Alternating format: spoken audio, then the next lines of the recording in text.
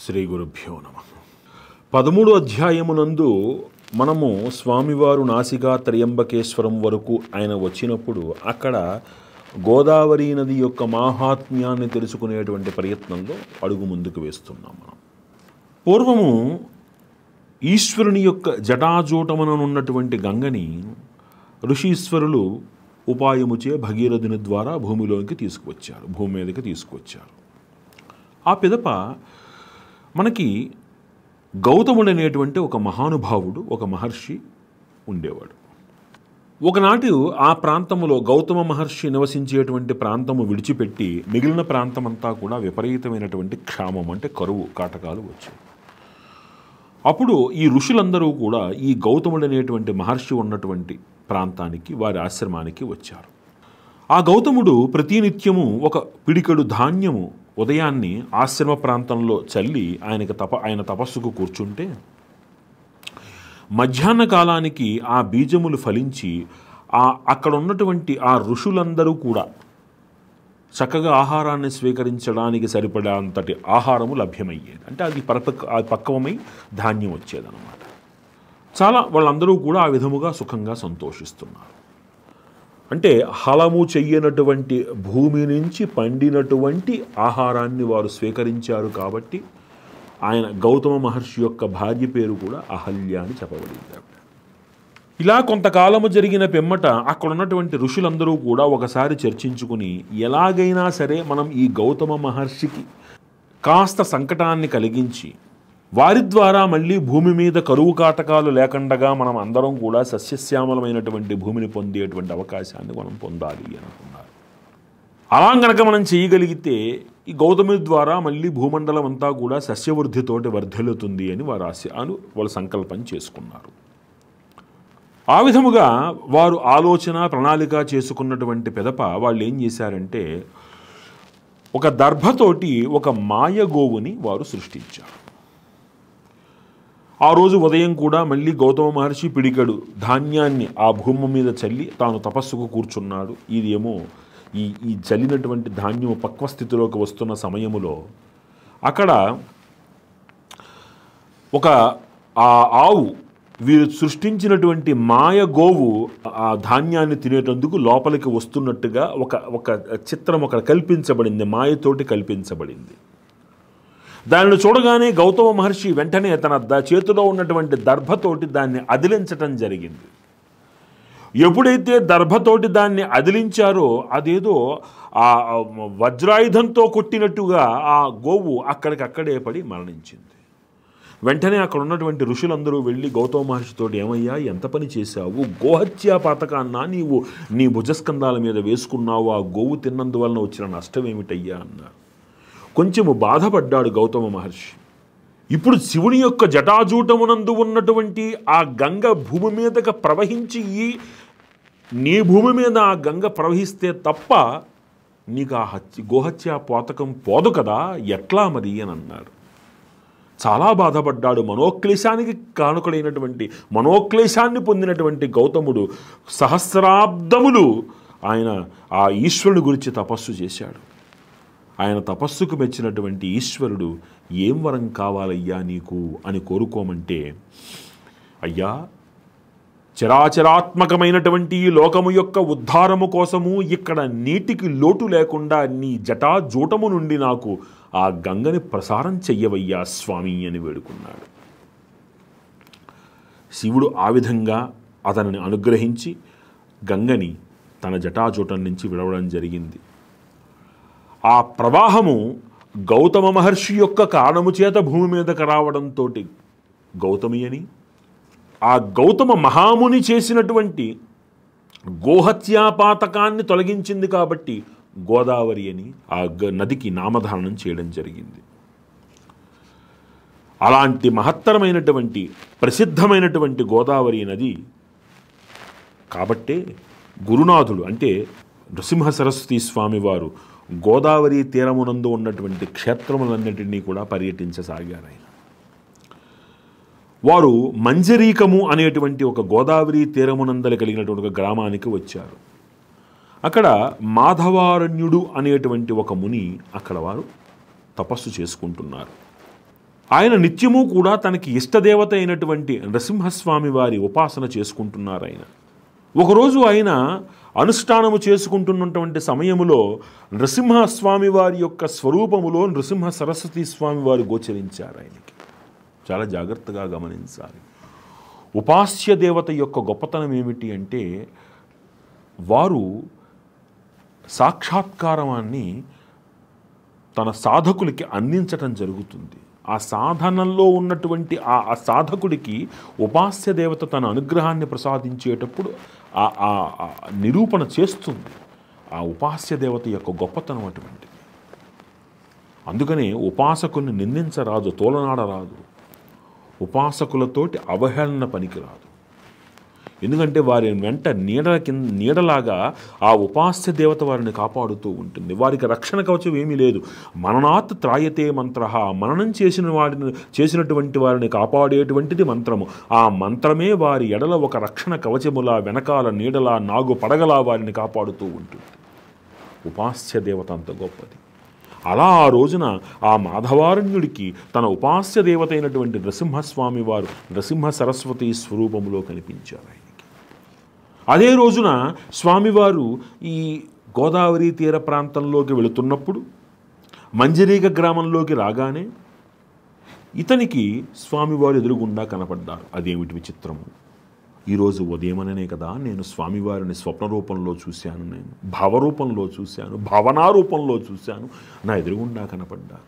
ఉపాస్య దేవత కరుణించింది, ప్రత్యక్షమయ్యింది ఎదురుగుండా. అదే గురువు యొక్క అనుగ్రహము, అదే గురువు యొక్క తత్వము మనం అర్థం చేసుకోవాలి. గురువు అనేటువంటి స్వరూపాన్ని అవసరం కోసం కాదు మనం వినియోగించుకోవలసింది. గురువు అనే స్వరూపాన్ని మనం శాశ్వతమైనటువంటి మన యొక్క అనుష్ఠాన బలం కోసం వారి యొక్క నీడలో మనం బ్రతకాలి. నాకు ఓ కోరిక ఉంది, అది నా గురువు తీర్చాలి, ఇలాంటి లౌకికమైనటువంటి వాంఛలతోటి గురుస్మరణ చేయరాదు. మనం వారికి మనం మనస్సులో బాధను చెప్పుకోవడం ఒక పద్ధతి, కానీ మనం వారి యొక్క సేవ చేసుకుంటున్నాము అంటే మన ఉపాసనా బలం వారి ద్వారా మరింత వృద్ధి చెంది ఆ ఉపాస్య దేవతగా మనల్ని మన గురువులు కాపాడాలి అని మనం సంకల్పం చేసుకోవాలి. నేటి కాలంలో గురువులు కూడా మంత్రదీక్షల కోసం వారిని అవసరానికి వాడుకునేటువంటి వారు. గురువుకి ఉపయోగపడకుండా గురువు దగ్గర నుంచి మనం ఏదైనా సాధించాలనుకునేటువంటి వారు చాలామంది కనబడుతున్నారు. ఇది కలియుగం, మనం ఏం చేయలేం. వెంటనే వారి దగ్గరికి వెళ్ళాడు ఇస్తున్న మహానుభావుడు. స్వామి, ఈ రోజునే నేను మిమ్మల్ని భావనారూపంలో చూశాను, మీరు ప్రత్యక్షమయ్యారు, నా జన్మ ధన్యమయ్యింది. అతనిని చూడగానే స్వామివారు ఇంకా సంతోషించారు. నాయనా, నీవు కృతార్థుడు అయినావు, నీ ఉపాసనతో నేను సంతోషిస్తున్నాను. ఈ సంసార యాతాయాతలు ఏవైతే ఉన్నాయో నా ఈ దర్శన భాగ్యముచే నీకు ఇంక ఇవన్నీ పరిసమాప్తములవుతాయి అని ఆయన తన నిజస్వరూపాన్ని వారికి చూపించటం జరిగింది. అతడు హర్షనిర్భరుడై వినయవంతుడై స్వామికి జయ జయా, మీరు జగద్గురువులు స్వామి, లోకదృష్టికి మానవులుగా కనపడుతున్నారు, త్రిమూర్త్యాత్మకమైనటువంటి శ్రీ దత్తాత్రేయ స్వరూపులు మీరే అని వారిని నుతించి, మీ సేవలో నేను కృతార్థుడనయ్యాను స్వామి అని వారిని స్తుతించి, వారు సంతసించిన తర్వాత మంత్రసిద్ధిని పొందావు కాబట్టి శీఘ్రముగానే నీవు ఇక శాశ్వత బ్రహ్మ పదవిని పొందుతావు. నిత్యము నరసింహ ఉపాసన చేయుచున్నందున నేను ప్రత్యక్షముగా నన్ను నేను నీకు చూపించగలిగాను అని చెప్పి అతనిని ఓదార్చి ఆ విధముగా శిష్య సమేతముగా గోదావరి ప్రాంతముగా నడుస్తూ బ్రహ్మేశ్వరి క్షేత్రమునకు చేరుకున్నారు. ఒకసారి వారు ఆ బ్రహ్మేశ్వరి క్షేత్రానికి వెళ్ళి ఆ అనుష్ఠాన సమయమైన కారణం చేత గోదావరి యందు స్నానమనర్చి అక్కడ అనుష్ఠానము చేసుకుందాము కదా అని గోదావరి తీర ప్రాంతానికి సమీపిస్తున్నారు. అలా సమీపిస్తున్న సమయంలో ఉదర సోలతోటి ఒక బ్రాహ్మణుడు బాధపడుతూ నది ఒడ్డున పొరలాడుచున్నాడు. అతని బాధ వర్ణనాతీతముగా ఉన్నది. నిలబడలేకపోతున్నాడు, కూర్చుండలేకపోతున్నాడు. తన శరీరానికి ఒక గట్టి రాయిని కట్టుకుని ప్రాణత్యాగానికి ఉద్యుక్తుడవుతున్నాడు. ఆ ప్రాణత్యాగానికి ఉద్యుక్తులో ఉన్నటువంటి బ్రాహ్మణుడు తన మనస్సులో ఈ విధముగా అనుకుంటున్నాడు, నేను బహుశా పాపినై ఉండవచ్చు. నాలాంటి పాపికి ప్రపంచమున ఏ ప్రయోజనమూ లేదు. ప్రాణులకు అన్నమే జీవనాధారం, కానీ నాకు ఆ అన్నమే విషమైనది. నేను అన్నాన్ని సరిగ్గా భుజించలేనటువంటి దుస్థితిలో ఉన్నాను. ఇక నాకు మరణించటమే శ్రేష్టం అని ఒక పాషాణాన్ని, అంటే ఒక పెద్ద రాయిని తన పొట్టగా కట్టుకుని భగవంతుని స్మరిస్తూ, దేవా, ఈ భూమికి నేను భారమయ్యానయ్యా, నాకు అన్నమే భారమయ్యింది. పూర్వజన్మన ఎవరికో నేను ఏదో నేను వారిని అన్నానికి దూరం చేసుంటాను, లేకపోతే ఒక బ్రాహ్మణుడి యొక్క సిద్ధానాన్ని నేను అపహరించుంటాను, ఏ కపిలగవ్వో మేయిస్తున్నప్పుడు దాని యొక్క ఆహారాన్ని నేను తీసేసుకుని ఉంటాను, ఎవరికి విశ్వాసఘాతాన్ని నేను ఉనర్చానో నాకు తెలియదు. ఈశ్వరుని పూజించనైతినో, గురువులను నిందించితినో, తల్లిదండ్రులను అవమానపరిచితినో, ఇంటికి వచ్చిన అతిథిని సత్కరించకుండా అవమానపరిచి పంపించానో, ఏం చేశానో నాకు తెలియడం లేదు. ఈ ఉదర బాధ నేను సహించలేకుండా ఉన్నాను. నన్ను రక్షించి నాకు ఈ ప్రాణత్యాగంతో ఈ జీవితానికి విముక్తిని కలిగించవయ్యా అంటూ అతను ఆ ప్రాణత్యాగానికి ఉద్యుక్తుడవుతున్న సమయంలో అంత దూరం నుంచి స్వామివారు అతన్ని చూశారు. శిష్యులకి చెప్పారు, ఎవరో గంగలో పడి ఆత్మహత్య చేసుకోవాలనుకుంటున్నారు, అతన్ని ఒడ్డుకు తీసుకువచ్చి ఇక్కడ నా దగ్గరికి తీసుకురండి అని ఆజ్ఞాపించారు స్వామివారు. శిష్యుడు అట్లే పరిగెట్టుకుంటూ పోయి ఆ బ్రాహ్మణుని వారించి గురువు దగ్గరకు తీసుకువచ్చారు. అప్పుడు నృసింహ సరస్వతి స్వామివారు, ఓ బ్రాహ్మణ, ఆత్మహత్య మహాదోషమన్నటువంటి నిజాన్ని నీ వెరుగువా? ఎందుకు ప్రాణత్యాగాన్ని చేయడానికి నీవు ఉద్యుక్తుడు అవుతున్నావు? అప్పుడు ఆ బ్రాహ్మణుడు అన్నాడు, యతీశ్వర, నేను ఏం చెప్పను నా గురించి. నేను ఈ భూమికి భారముగా పరిణమించాను. పక్షమునకు కానీ మాసమునకు కానీ ఒక్కసారి భుజించినను శూలబాధచే మరణబాధను పొందుతున్నాను. తినేది ఒక్కసారి, దానికే విశేషమైనటువంటి బాధను పొందుతున్నాను. ఆ కష్టము భరింపలేక ఈ శరీరాన్ని త్యాగం చేయడానికి సిద్ధమయ్యానయ్యా. నేను శరీరము అన్నమయము, ఆ అన్నమే నాకు శత్రువైనప్పుడు నాకు బలం ఎక్కడి నుంచి వస్తుంది? ఇక నేను జీవించటానికి కారణం ఏమిటి? జీవించటం ఎలా? నాకు పరిష్కారం చూపించండి అని స్వామివారి దగ్గర తన బాధను వెల్లడించుకున్నాడు. అప్పుడు నృసింహ సరస్వతి స్వామివారు అన్నారు, ఓయి బ్రాహ్మణ, ఇప్పటితోటి నీ వ్యధ తీరింది. నీవు నీ బాధను నాకు తెలియజెప్పావు. ఇక నీవు మృష్టాన్నమును భుజించినను కూడా నీకే విధమైనటువంటి అపకారము కలగదు, జాగ్రత్త విను అని ఈ మాట ఆయన పూర్తి చేస్తున్నారో లేదో ఇంతలోపు గ్రామానికి ఉన్నటువంటి గ్రామాధికారి అయినటువంటి ఒక బ్రాహ్మణుడు అటుగా వచ్చాడు. ఆయన చూడగానే, గురుమూర్తిని చూడగానే వెంటనే సాష్టాంగపడ్డాడు, వందనం ఆచరించాడు. అప్పుడు స్వామివారు అడిగారు, ఓయి బ్రాహ్మణుడా, నీ పేరేమిటి? నీ నివాసం ఎక్కడ? ఇక్కడికి ఎందుకు వచ్చావు? అంటే, అయ్యా, నేను ఆపస్తంభ శాఖీయుడను. నేను ఒక బ్రాహ్మణును, కౌండినిస గోత్రమును జన్మించిన వాడను. నా పేరు సాయిందేవుడు. కడగంచి మాకు నివాస స్థానము. ఉదరపోషణ నిమిత్తము గ్రామాధిపతినై ఒక యవనరాజు సేవలో ఉంటున్నాను. నేను ఇక్కడికి వచ్చి కేవలం 1 సంవత్సరము మాత్రమే అయినది. ఈనాటికి నాకు మీ దర్శన భాగ్యముతో పునీతుడనయ్యాను. నా జన్మ కృతార్థమయ్యింది. నా జన్మాంతర దోషములు కూడా మీ దర్శన సౌభాగ్యముచే నశించి మీ బోటి మహాత్ముల యొక్క అనుగ్రహానికి పాత్రులనై నేను చాలా కృతార్థులనయ్యానని భావిస్తున్నాను స్వామి. మీ దర్శనము అప్రయత్నముగా నాకు వాటిల్లింది. ఇందులో ఏదో ఒక మంచి కారణమే ఉండి ఉంటుంది. గురువుల అనుగ్రహము అది లభించటము అందులో ఏదో ఒక విశేషము లేకుండా సాధ్యము కాదని నేను విశ్వసిస్తున్నానయ్యా అన్నాడు. గురువుల దర్శనం వలన పాపము శమించటము, చంద్రుని యొక్క దర్శన సౌభాగ్యముచే వారి యొక్క సాన్నిధ్యముచే తాపము నశించటము, కల్పతరువు వలన దైన్యము నశించటము, మీ బోటి సత్పురుషుల సాన్నిధ్యము వలన, దర్శనము వలన పాపములు, తాపములు, దైన్యములు కూడా ఒక్క చోటనే నశింపగల సామర్థ్యము మీకు మాత్రమే ఉంటుంది స్వామి అని చెప్పి వారి పాదములను స్పృశించి నమస్కరించాడు. స్వామివారు అతనిని ఓదార్చి సమీపన కూర్చుండబెట్టుకుని ఇట్లా అన్నారు, స్వామి బాబు, నాయన, ఓ బ్రాహ్మణ, నీవు ఈ బ్రాహ్మణుని ఇంటికి తీసుకొని పో. ఇతడు ఆకలితో బాధపడుతున్నాడు, శూలవ్యాధి పీడితుడై ఉన్నాడు. ఇతని గురించి నీవు శంకించక అతనికి మృష్టాన్న భోజనము ఇష్టముగా పెట్టు. నేటితో ఇతని బాధ శమించి అతను ఆనందముగా భుజించేటువంటి మంచి ఘడియలు సమీపిస్తాయి అన్నారు స్వామివారు.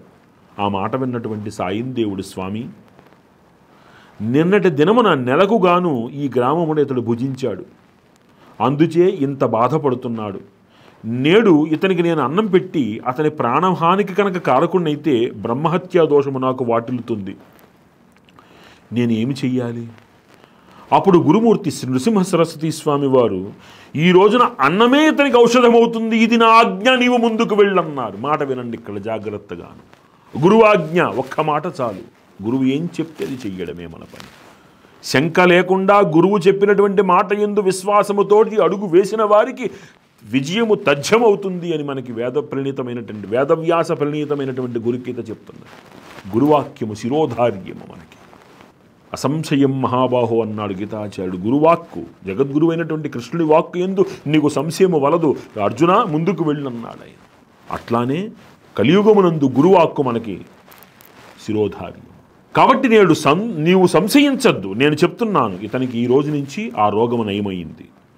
వెంటనే సాయందేవుడు అంగీకరించి, స్వామి మీ ఆజ్ఞయే నాకు శిరోధార్యము అని ఆ బ్రాహ్మణుని ఇంటికి స్వీకరించి శిష్య సమేతముగా స్వామివారిని కూడా భిక్షకు దయచేయమని ప్రార్థించి వారింటికి తీసుకుని వెళ్ళి అతిహర్షముతోటి స్వామివారికి ఆ గృహంలో వారు పూజ చేశారు. ఇది 13వ అధ్యాయములో 2వ భాగముగా మనం చెప్పుకోవడం జరుగుతుంది. వారు ఏ విధముగా పూజ చేసి స్వామివారి యొక్క ఆ కరుణకు పాత్రులయ్యారు అనేటువంటిది ఇందులో ఉన్న 3వ భాగంలో మనం చర్చ చేసుకుందాం. స్వస్తి.